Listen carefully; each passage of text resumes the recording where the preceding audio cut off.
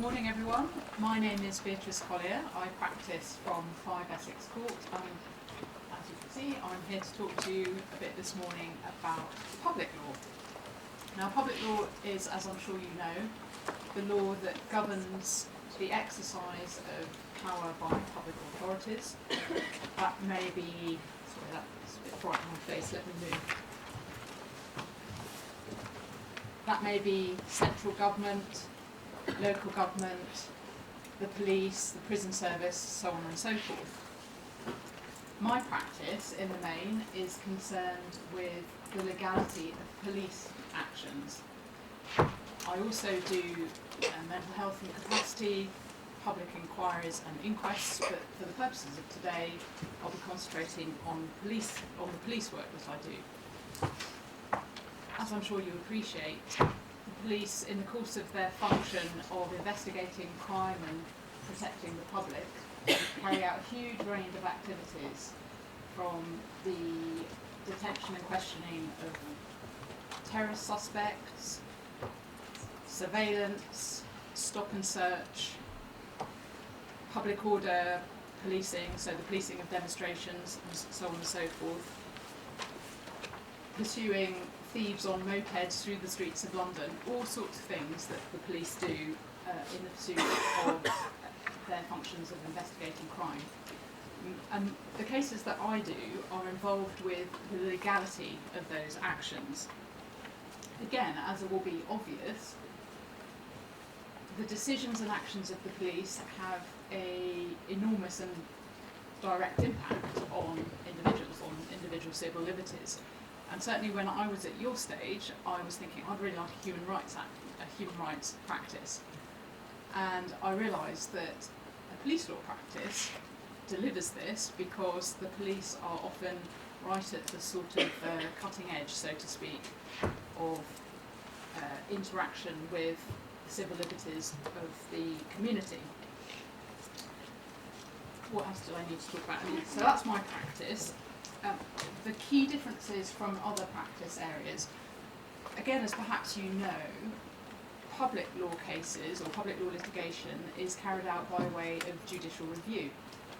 So you won't be doing trials with the cross-examination of witnesses followed by submissions to the judge based on the evidence that's been heard. Instead, you'll find yourself in the administrative court making legal arguments and citing a huge range of authorities in support of your argument to the court. Judicial review is the main way in which public lawyers conduct their work. Now, in terms of the skills needed in order to succeed as a public lawyer, I think I would really say that there are 3 points that I would emphasise. First of all the cases that you do will take place within the context of whatever policy or policies the public body that you are either representing or challenging is attempting to carry out. Public authorities have a duty to exercise their statutory functions, and it's important, I would say, first of all, to be interested in public policy, because the more interest you have and knowledge you have of, let's say, whether it's prisons policy or community care policy, or in my case, policing, the better able you will be to represent your client if you're acting for the authority, or to challenge whatever action or decision has been taken if you're representing the individual. So that's the first point, an interest in public policy. The second point, I would say, is sort of related. It's quite often said in the context of commercial law that it's important for commercial barristers to have an appreciation of the commercial realities within which their clients are operating.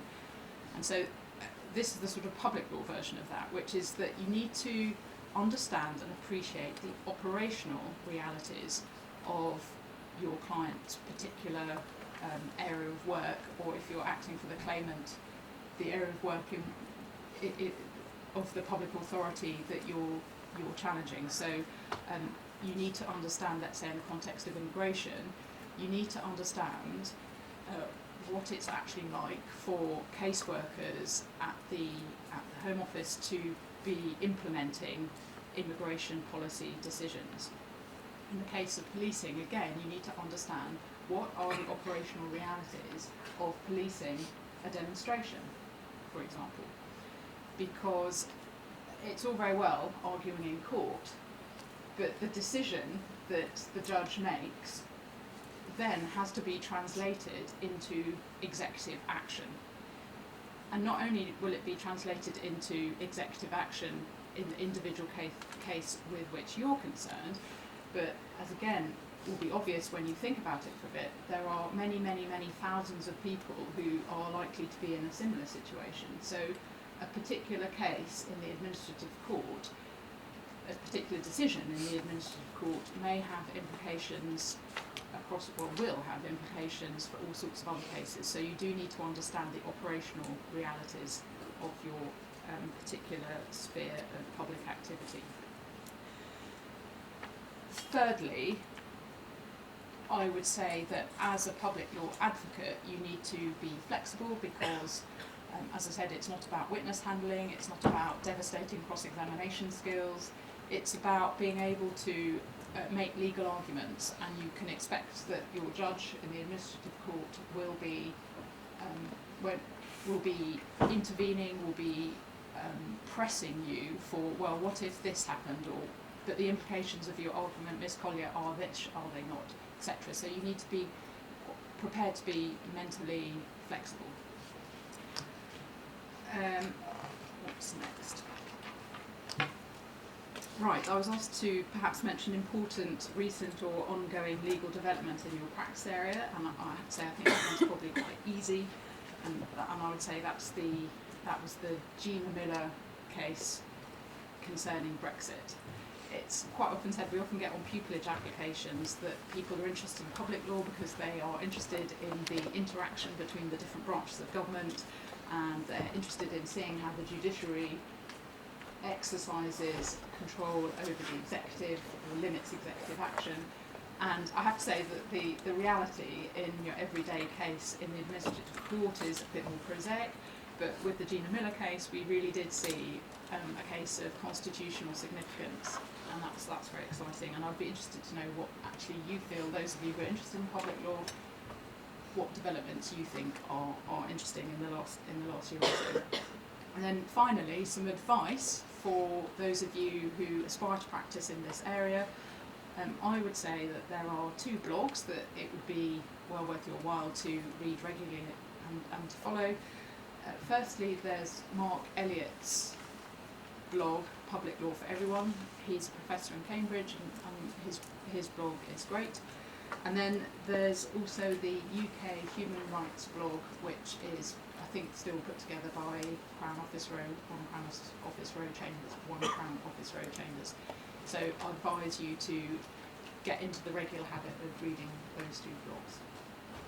I'm not quite sure how much time I have. Does anyone have? Do you want to do questions now or at the end? Questions at the end. At the end. Okay. Thanks very much.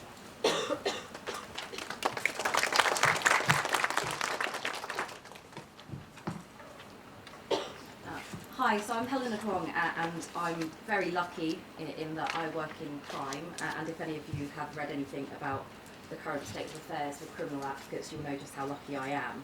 I thought before I started, actually, I just kind of wanted to get a sense of how many people there might be who haven't entirely ruled out potentially going to criminal law. Can I have a raise of hands?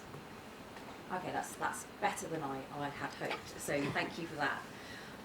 Well, I chose crime because I wanted to do something that involved a lot of advocacy, that involved going to court a lot, and also a subject area that involves a lot of human interest, and which allows me to meet people from a very different set of backgrounds. And that's sort of what led me to choose the practice area that I did. And I think one thing that you'll find from criminal practitioners is that quite a lot of us, especially the ones who have started out more recently, we all like to have another string to our bow. And so my practice is split up probably about 75% criminal practice, both defending and prosecuting, and about 25% doing professional discipline. And so that's acting for regulators who deal with bad doctors and naughty nurses.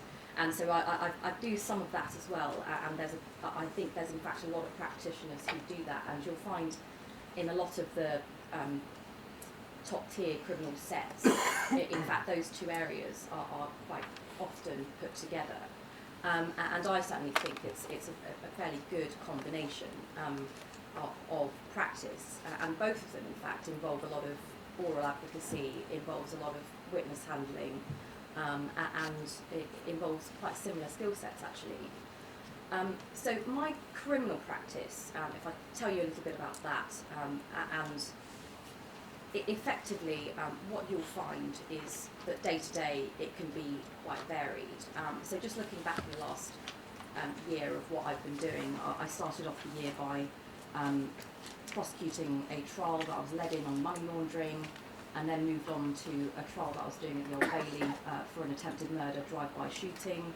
And I'll gloss over the summer of more boring assaults and public order offences, and leads me now to a case that I'm currently defending in, which is a fairly serious, or very serious kidnapping with a background of human trafficking.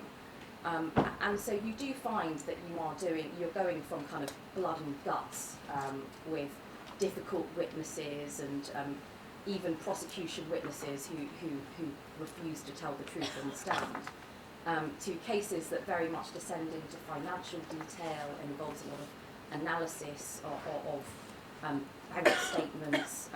And the reason why it is that I enjoy my job so much is that I can spend 1 month being completely devastated because I have to read through hundreds of pages of social services material about a rape victim. But enjoying doing the case, I can then move on to another case, which involving a bank fraud, and so it just means that your practice is extremely varied, even though what you do in court it is relatively similar. And I think if you're thinking about whether crime is a practice area for you, I'd say if there's again 3 qualities that I would suggest that if you have, it might be something that you can pursue. Firstly, and I think most importantly, I think of all practice areas, I'm probably most likely to have something sprung on me that I completely did not expect at all. And that might be being told overnight that I'm going to Doncaster, but it might also be something happening in court, a legal issue that you hadn't anticipated before. So one of the key skills, I think, is being able to think on your feet. And secondly, I think you've got to be someone who wants to focus on oral advocacy. And for my part, I definitely think that before I started pupillage, I would actually say that I was relatively shy, lacked confidence. And so if that's what you think you are now, it doesn't mean that crime is necessarily something that you shouldn't be pushing towards, because there's things that you can do to improve your confidence. And lastly, I think when you're considering whether crime is for you or not, I would say it's about whether you are okay with last minute change of things happening. There are some people who I think it would be devastating for them not to know where they're going to be week to week. For others, it feels like a bit of there's excitement involved. And I'm not always someone who enjoys not knowing where I am for the next few weeks. And in fact, I'm very happy right now to be in a trial, at least I know I'm going to be in London for the next 4 weeks. But if the uncertainty about your day-to-day life is something that you're concerned about, then crime might not necessarily be something for you. Now, recent developments, and I think the elephant in the room for us is really about legal aid, actually, and it's becoming quite boring having to talk about it and think about it all the time, and it's something that occupies most criminal practitioners' kind of lives at the moment, and I think most of us actually just kind of want to move on and not have to worry about it anymore. But the reality is that the survival of the profession is very much dependent on whether we continue to be funded in a way that allows us to continue in our jobs. And one of the big problems that we have at the criminal bar, and I think it's probably reflected across other practice areas as well, is being able to retain talent. And I'm 8 years cool now, and there are people around my call who, may have had a relatively good and strong practice, but being able to see a future for ourselves in our profession it is sometimes a problem. And I do find it quite difficult when I speak to young aspiring applicants, because I think it's important for me to be honest with you about the difficulties that we face, but at the same time, day to day when I do my job, I can hand on heart say that most days I feel like I do an important and interesting job, and I think it would be absolutely tragic if we can't attract and continue to attract good talent to the criminal bar. And so if there is still an ounce of you that is interested, I would very much encourage you to not write it off immediately, because I don't think things are necessarily as bad as it can seem. And I'm happy to speak to you privately or answer questions later on if you have any. So my advice to you is, if you're interested in crime, don't write it off. I think the best thing to do to keep on top of the developments in practice areas, maybe to join the CBA, or at least sign up for the weekly messages that are sent out, because that's what the practitioners are getting. We all read that every week, so you'll know exactly what it is that's on our minds. And secondly, I think the best thing that you can do is, aside from mini pupilages and marshalling that you might be able to get more formally, just go to court. And because that's the sort of work that you want to be doing, and you can really get a sense actually of what life would be like for you, and don't be afraid to speak to people when you are there, because most of us are quite happy to speak to students, I think, when we're at court. Avoid us when we look particularly stressed, but I'm sure you can find your moments. So thanks so much for listening.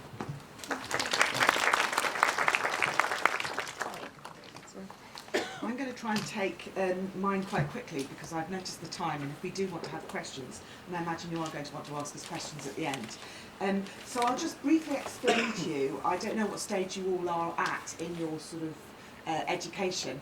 I'm going to give you Chancery law, which is the kind of law I practice. I haven't even introduced myself. I'm Marie-Claire Bleasdale, and I practice from Radcliffe Chambers, which is one of the large Chancery chambers in Lincoln's Inn. Chancery law is a broad range of different kinds of work, and so you will meet different Chancery practitioners who have very different practices because they specialise in different areas.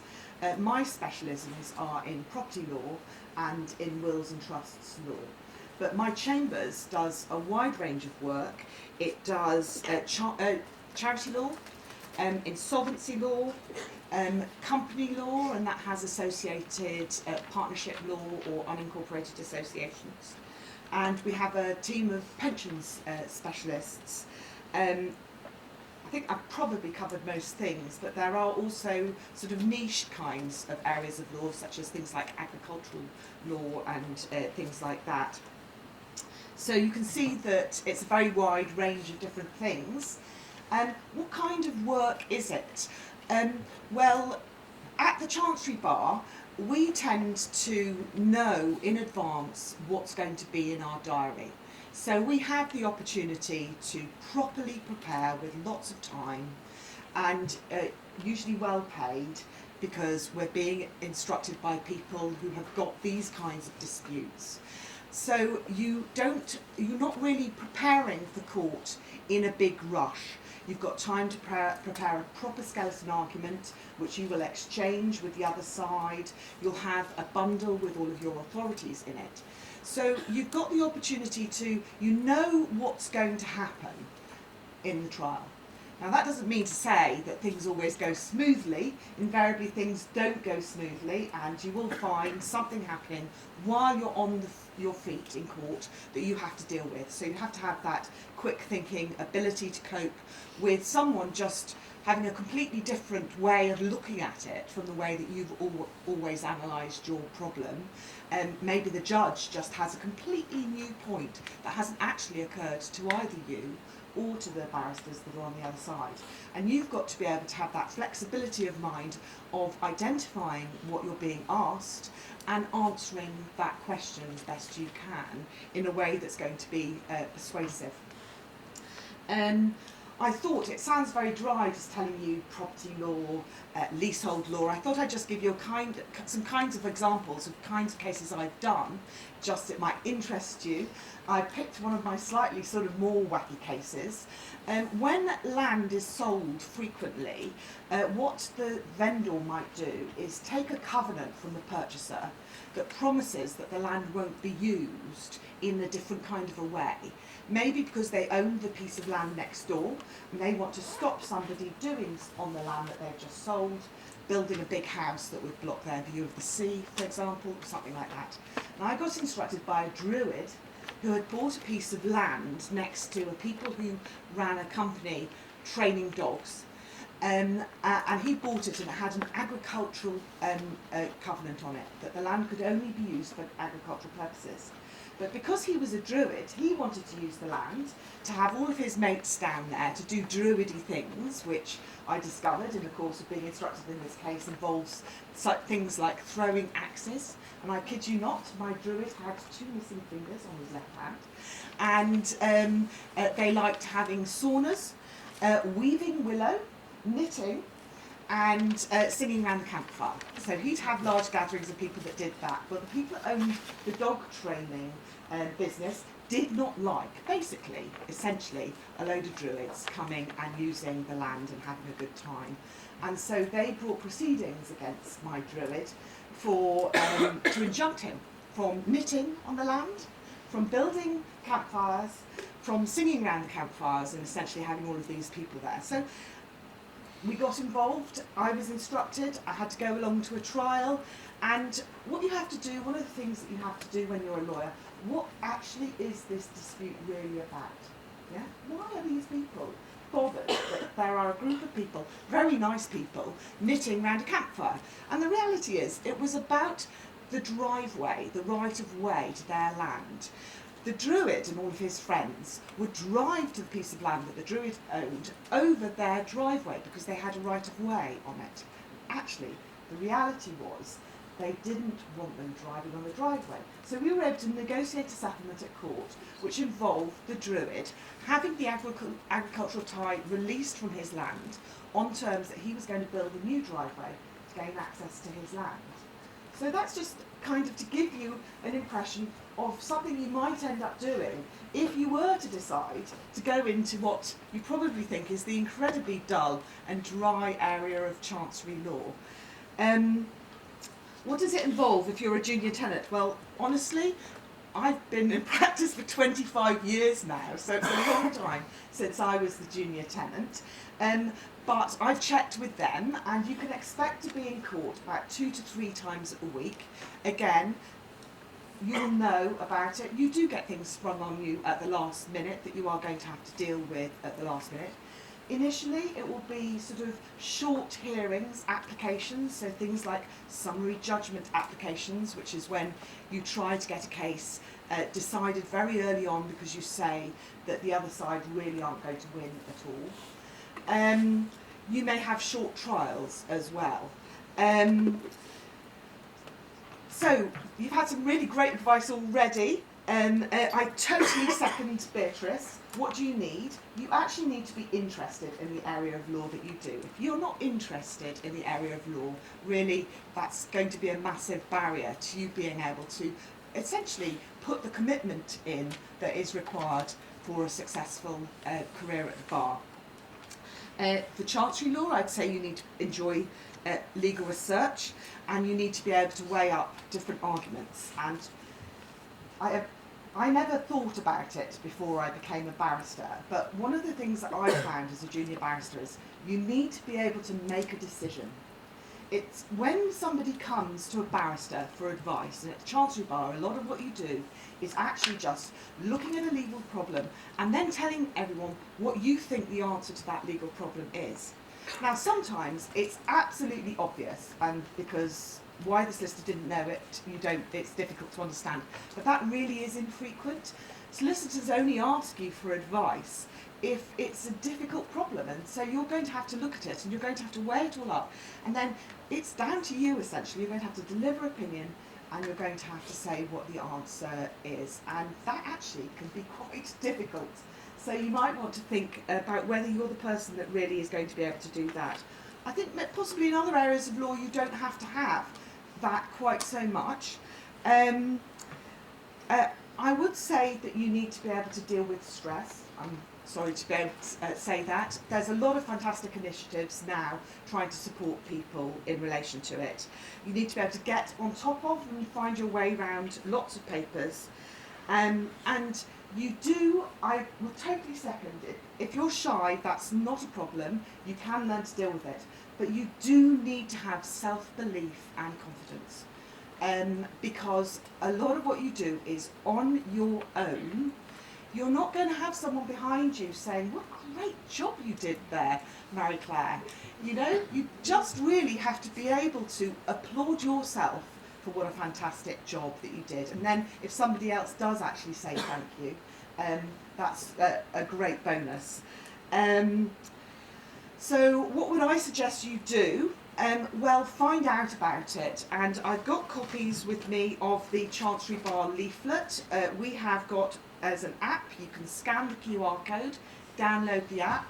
Lots of fantastic information on there, people talking about their experience at the Chancery Bar. Get in touch with us. We've got an absolutely fabulous administrator, Francesca, and she will keep you in the loop and tell you about what's going on.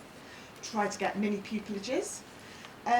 I understand that it can be difficult to get mini pupillages, so Helena was absolutely right. We may seem like unapproachable people, but we actually aren't, and also judges aren't. So if you can't get a mini pupillage, go along to a court, sit at the back of the court, watch what's going on, go and tell the court clerk that you're a student and you're trying to learn about this. The court clerk might tell the judge, and the judge might say to you, come in and have a chat with me. Yeah? What a fantastic opportunity that is. So you haven't even got yourself a mini pupillage, but I promise you there are loads of judges out there, I sit part-time as a judge, who will really want to encourage you in an ability to find out about what it's involved. So even if it's not Chancery law, if it's criminal law or something else, go and do that. People don't really do it, and I do appreciate that it can be difficult to get mini pupillages. So I think I've probably said enough now, and I'll let I'll pause on and take questions at the end. Hi everybody, oh Christ, that really is bright. I'm Alia Akram. I'm a personal injury barrister at 12 King's Bench Walk.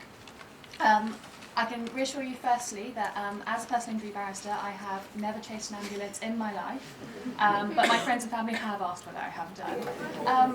It's an area of law I really love, so I'd urge you to consider it. And part of what I like about it is it's actually a very broad area, because the way in which people come across sort of the path and needing a personal injury barrister is of course...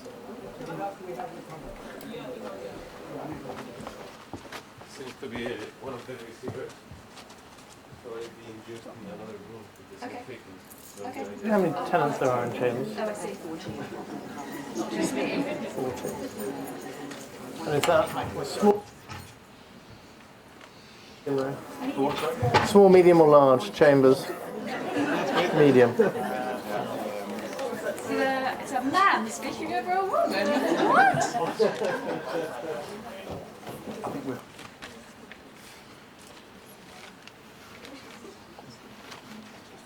Okay, I'll try to press ahead, and if I get interrupted again... should be good. Okay, brilliant. So the work I do really ranges. I do an awful lot of industrial disease work, so it's people who are injured as a result of contact with generally chemicals or substances that are hazardous to health. So I do an awful lot of work for people who are exposed to asbestos, sort of over the course of the 20th century. That kind of work also involves things like people who are exposed to organophosphates, or I had a guy who worked on stained glass windows and suffered from lead poisoning. So you see a real range of different illnesses and different professions. I also do an awful lot of cross-border work. So accidents abroad includes things like people who get drunk and jump off balconies and try to claim against the hotel because apparently it's their fault. But it also involves things like I've acted for a group of Peruvian environmental activists who were detained and assaulted as a result of protesting against a mine in their local area. So you get still a real breadth of experience, and that kind of practice involves an awful lot of very human questions about how people have been injured, about how their lives have been affected, but also really legal questions, like what law applies to this kind of injury, what kind of jurisdiction, where can you bring these claims? So it's a real mix of issues. I also do, my little niche is Animals Act work, so I do a bit of work of basically where horses have hurt people, sometimes dog bites too. Again, can be quite interesting. I've definitely pleaded that Fluffy the Rottweiler is actually delightful. She just happens to nip every now and then, it's not her fault. And I also do a lot of product liability work where that causes personal injury generally. So that involves things like defective vaccines, defective pharmaceutical products a lot, but also one of the big ones you might have seen, and if you're interested in this kind of work, get to know litigation like the HIPS litigation. So there's a huge group claim recently about thousands of people who'd received a certain type of defective hip. And they brought a big claim against one of the big manufacturers of those products. Other people in my chambers do work. Clinical negligence is very, very closely associated with personal injury work, so most of the sets will do both of those types of work to varying different degrees of focus. Other people do a lot of inquest work that really fits quite well with personal injury work, with clinical negligence work. And there's all the sort of stuff. So if the stuff that you did when you did tort law, or if you're doing tort law, where you're doing occupiers liability, employers liability, all of that still comes up, and I basically am a tort lawyer day to day. I think if you want to, I think personal injury is a really interesting area, and it works for me because it's a real mix between oral advocacy, especially when you start on your feet. You'll be in court basically every day at most of the kind of sets that do this kind of work. So you get your flying wings, cross-examining people about all sorts. But there's also a lot of written advocacy as well. So you do need to be good at writing. You need to be persuasive on paper. And it's also a mix, so you can take it in different directions. I now have more of an advisory job, so I'm in chambers more, but other people who are my contemporaries spend an awful lot of time in court. They spend their time doing inquest after inquest, that kind of thing. So it's quite a good way of doing various different areas, or seeing various different areas of human life, and having, I think, a relatively good work-life balance. It's still being a barrister, so you're still going to sacrifice the odd Friday night to finish off a pleading or so on. But because of the kind of influx of work, because you get to manage what kind of cases you do sort of manage your life, and it tends to be quite good for, if you're considering it in the future, parenting and all that kind of thing. I think there aren't really very many unique skills that you need as a PI barrister. You need to be good on your feet, just as in many other areas of being a barrister. You need to be able to be independent-minded. I totally endorse the idea that as a barrister you need to be good at making decisions. It was one of the things I was worst at when I started, because I was just like, but why would anyone want to know what I think? And then suddenly you get used to it, and as you become a barrister you're used to hearing the sound of your own voice. But what I would say to people interested in the area, do your research. It's really that basic. Try to get some experience, so try to get mini pupilages if you can. I would also do things like volunteer for the Free Representation Unit. Employment and personal injury often quite closely align, so get that advocacy experience. When you're applying for these jobs, say to people why you want to do this job, and if you've actually done a bit of it, that's the easiest way to say you're interested. The other thing I would suggest is keep an eye on what the Supreme Court is doing. Look at their judgments, pick out the ones that are interesting. My area of law at the moment is being really affected by decisions about vicarious liability. So there have been all sorts of decisions, either involving abuse claims, so whether the church is responsible, that kind of stuff, involving employees and whether employers are responsible when they commit violent assaults, that kind of thing. And even a very recent decision about a week ago, maybe 2 weeks ago, about an A&E receptionist who the hospital trust was liable when the A&E receptionist gave incorrect information about how long somebody was going to have to wait, and it led to problematic consequences. So actually that kind of area of law has been popping up and down to the Supreme Court, and if you keep an eye on the kind of decisions they're making, then you have a pretty good idea of what we're talking about, and what we're thinking about is going to be important and interesting in the future. And so I think that's probably it.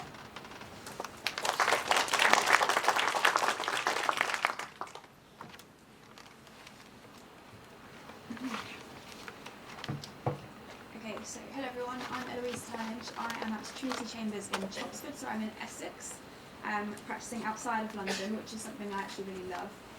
My practice is actually half family and half personal injury, but I've been asked to talk to you about family today, so that's what I'm doing. Of course, we've had a very comprehensive introduction to personal injury just now. As far as family is concerned, I practice in three main areas: private law children, public law children, and family law act. So private law children is when parents who've separated simply can't agree about whether or not the child should be returned to the mother at 7 or 7:30 p.m. It really is that silly sometimes. Public law children is, of course, when the state gets involved and says that a child is at risk of very significant harm, so the child needs to be taken away from his or her parents for their protection. And family law act is things like non-molestation and occupation orders. So non-molestation, when someone is harassing someone, messaging with them. It can even be if it's various love notes and flowers and all those things, which in theory seem like nice things, but can certainly get to someone over a period of time. So non-molestation orders to prevent someone from continuing to do that, and occupation orders where a relationship has broken down and one party is to stay in the home and the other is ordered to leave that party alone and never return to the home. In terms of the skills needed to succeed in family, I'll outline three main skills. Firstly, negotiation. Often, most of the work is done outside of court, and I mean in the court building, but before you actually go in and see the judge, because you're negotiating with the other party. It's always better if the parties come to an agreement themselves, rather than a judge impose a decision on them, because they're less likely to stick to the order. I know that sounds crazy, it's an order, you should stick to it, but people don't, and they get themselves in a lot of trouble. So a lot of negotiation goes on outside of court, and sometimes it can simply be going in and outlining what's agreed, and the judge will say, yeah, that seems very sensible, parties have done very well to come to that agreement today, I endorse the decision, I'll make an order in those terms. Secondly, people skills. For family, I think this is very important. These are very difficult times in people's lives. Often a baby has only just been born, and a local authority will be issuing proceedings to take that baby away from a family.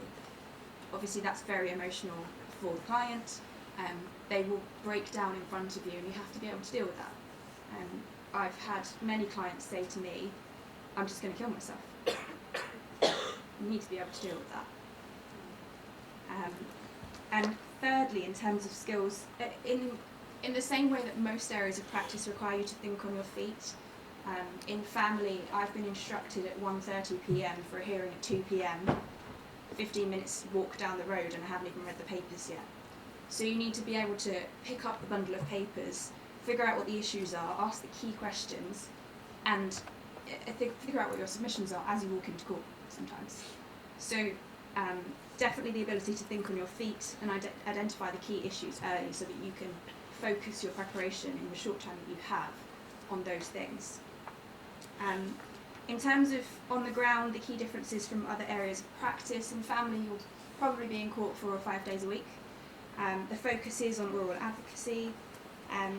In terms of how long the typical case will last, you could have a hearing that will last 10 minutes, and the whole proceedings, if you have a few hearings, will be done in a couple of months. In care proceedings, they are meant to be done in 6 months, so that the child has some sort of finality about whether or not they're going to stay with their parents or go into foster care, or when they're very young, often be adopted. So that's how long they tend to last. On the civil side of things, just delving into that area for a moment, at the junior end of practice, you will be in court very often. I'm in court probably 4 days a week as far as civil is concerned, and the focus is again on oral advocacy. It doesn't mean to say that you won't get advisory work in your early years. Often after completing the BPTC, you won't go straight into pupillage. So I did 2 years at Kennedy's doing employer's liability and public liability personal injury cases. So that has very much fed into my practice now, and I've advised on a claim that was worth about 120,000 very early on in my second six, with 5 areas of expert evidence and some very complex case law to consider, to put all of this together and figure out how much this claim is really worth.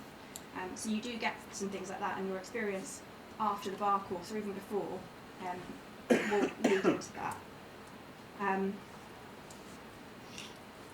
In terms of legal development, I would say keep up to date via something like Family Law Week.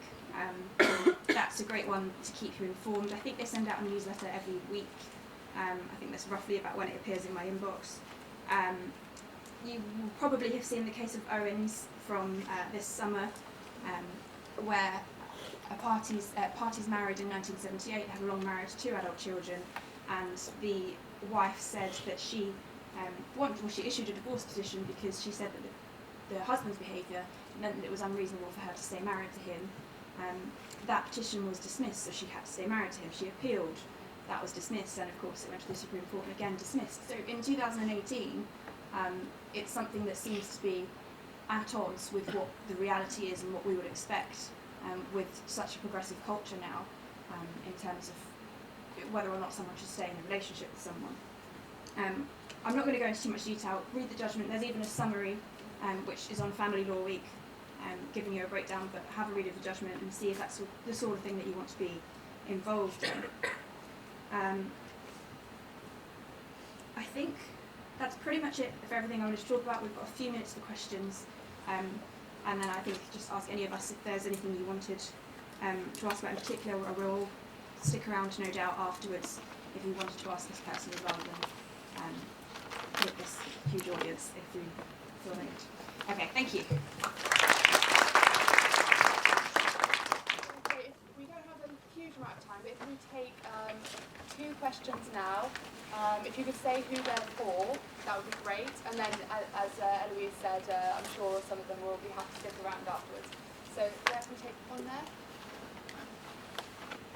This is just a general question. Have you taken any cases on pro bono, and what kind of cases have there been, and what do you get out of doing cases pro bono? I frequently take on pro bono cases without realising that I'm taking on pro bono cases. I don't think that's what you're really thinking of. So. Well, I have done them. I used to do more employment law when I first started, and there's quite a lot about in employment law because a lot of people who need legal advice can't afford legal advice. As a personal injury barrister, I do a lot of conditional fee agreement work, so it's sort of pro bono if you lose and not pro bono if you win. But actually, for various different reasons, and if you're interested in personal injury law, look it up, because CFA is incredibly important for access to justice, because you don't need to have funds in order to access legal advice. Otherwise, we do odd bits of pro bono, and the bar is very organised at allocating that, I think. I do bits of pro bono, particularly in mental health and mental capacity. One of the reasons, a sort of selfish reason for doing this, is that my practice is defendant based, and I like to act for the other side. I like to represent individuals, both in order to exercise a sort of different part of my legal brain. It's in many ways more creative. You need to create the case as opposed to sort of bat it back. But also because I think it's important for access to justice reasons, and it's important to help people. So I do, this year I think I've done 3 pro bono cases. And then one more. Yeah, if we could, my question is alongside that, sort of similar to that one, but it's more to do with business development. Do you do a lot of business development, or do you have an endless stream of work in your chambers that you don't need to go out to look for work as self-employed barristers? I don't think you'll ever be at a stage where you don't need to do stuff like that, because you will just get forgotten and they will find a new barrister that they love, and people stick with who they like. So if you're not maintaining that relationship, then it will haunt you at some point. Generally in chambers we do a lot of networking with solicitors. We've recently done our annual seminar, which is a day-long seminar, CPD for the solicitors, but also it's a chance for us to show off our knowledge and really just maintain that contact with solicitors. So we do a lot of networking locally, and I think that's something that's across the board in most areas of practice. But yes, we do it. It's not every week, probably once a month, once every 2 months, not too often, but it is important definitely to maintain that relationship with solicitors. Can I just endorse that? I think that it would be really unrealistic to go to the bar without thinking that you are responsible for building your practice, and that you have to raise your profile in any way. So you have to write articles, you have to give talks, you you go along to conferences that are run, speaker conferences, which would have people that practice in your field. And that's really the way to be successful at the bar. So you have to. It's a good thing because Yes. it gives you an enormous amount of freedom to choose your own path and you can make your own career, which is a It enables you to specialise, and it also means you really are on top of it as well, and you really know your stuff. So it's definitely what you need to do, and you should all realise that if you want to go to the bar. I think often you're actually spending time with professionals who have a similar interest to your area of work. So it might sound like extra work and you know, sometimes it can feel a bit of a drag, but actually the reality is that I've met a lot of people who have become friends as a result of that. So usually it's not as bad as it seems.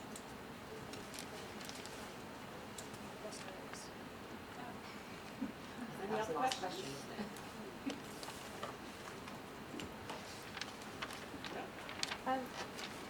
In terms of Chancery, Marie-Claire, Yeah. obviously it's a really wide area, and I wondered how soon people, in your experience at your chambers, tend to specialise and what that process kind of looks like. So certainly at the start, you will be expected to pick up whatever comes in.